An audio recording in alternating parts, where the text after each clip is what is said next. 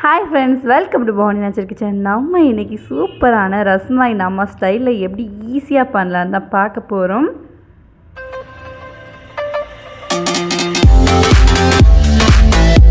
வாங்க எப்படி செய்யலான்னு பார்க்கலாம். அதுக்கு ஃபஸ்ட்டு நல்லா கட்டியான 1/2 லிட்டர் அளவுக்கு பால் எடுத்துருக்கேன். தண்ணி எதுவுமே சேர்க்கலை.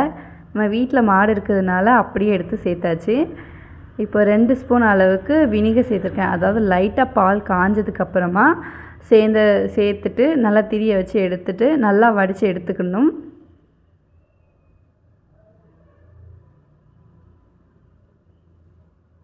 இப்போ அதை நம்ம எடுத்து வச்சுருக்கோம் இல்லையா, அதை ஒரு வாட்டி நல்லா கழுவி எடுத்துட்டு நல்லா முடிச்சு போட்டு அந்த தண்ணி எல்லாத்தையும் பிழிஞ்சு எடுத்துடலாம்.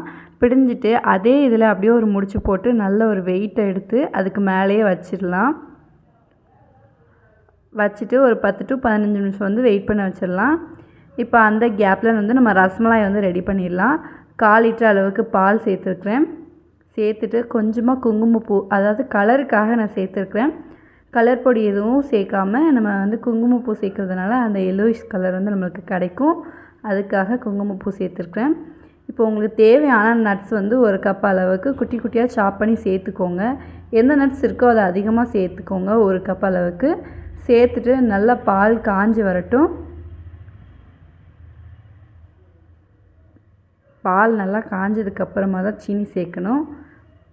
இப்போ பாருங்கள், லைட்டாகவே அந்த எல்லோயிஷ் கலர் வந்திருக்கு. இன்னும் நல்லா கொதிக்க அந்த கலர் மாறிடும். இப்போ ஒரு 1/4 கப் அளவுக்கு சுகர் சேர்த்துருக்கேன். அது மெஷரிங் கப்பில் 1/4 கப் அளவுக்கு சேர்த்துக்கோங்க. சேர்த்துட்டு சீனி நல்லா கரையணும்.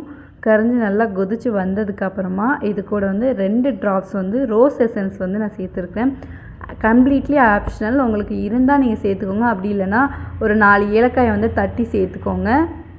அவ்வளோதான். நல்லா கொதித்து வந்தோன்னா ஸ்டவ் ஆஃப் பண்ணிடலாம். தண்ணி நல்லா வடிய வச்சுருந்தோம். இப்போ நல்லா வடிஞ்சிருச்சு.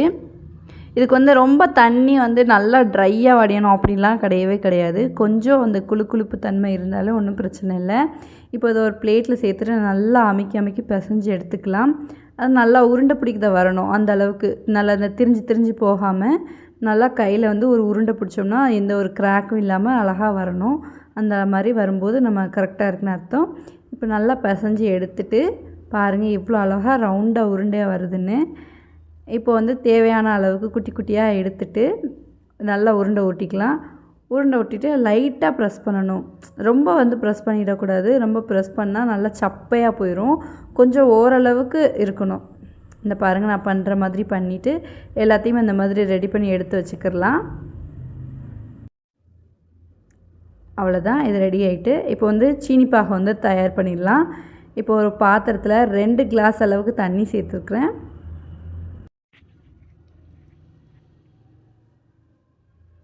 அப்புறம் இது கூட சீனி சேர்த்துக்கலாம். 1 கிளாஸ் அளவுக்கு. இப்போ 2 கிளாஸ் தண்ணினா 1 கிளாஸ் அளவுக்கு சீனி சேர்த்துக்கணும்.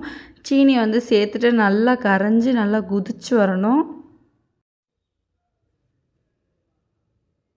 நல்லா கரண்டி வச்சு நல்லா கரைச்சி விட்டுருங்க.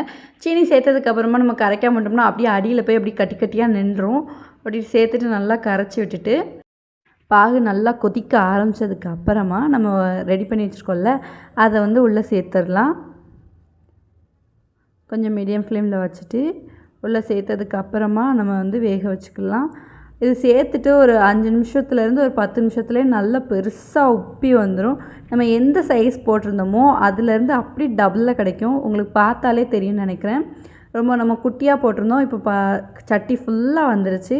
அவ்வளோதான். ஒரு 10 நிமிஷம் இதை ஆற வச்சுட்டு நல்லா சூடு ஆறுனதுக்கு அப்புறமா நம்ம ரெடி பண்ணி வச்சுருந்தோம்ல ரசமலாய், அது கூட இது தண்ணியெலாம் நல்லா வடிச்சிட்டு எல்லாத்தையும் உள்ளே சேர்த்துடலாம். அதுக்கப்புறமா இது ஒரு 1/2 மணி நேரம் அப்படியே நல்லா ரெஸ்ட் பண்ணி வச்சுருங்க. அப்படி இல்லைனா ஃப்ரிட்ஜில் வச்சு சாப்பிட்னாலும் சாப்பிட்லாம். இவ்வளோதான், சூப்பரான என்னோடய ஸ்டைலில் ரசமலாய் ரெடி ஆகிட்டு. மறக்காமல் உங்கள் வீட்டில் ட்ரை பண்ணி பாருங்கள். ட்ரை பண்ணி பார்த்துட்டு எப்படி வந்துச்சுன்னு மறக்காமல் கமெண்ட் பண்ணுங்கள். அந்த வீடியோ பிடிச்சிருந்துச்சுன்னா லைக் பண்ணுங்கள், ஷேர் பண்ணுங்கள். மறக்காமல் நம்ம சப்ஸ்கிரைப் பண்ணுங்கள். தேங்க்ஸ் ஃபார் வாட்சிங்.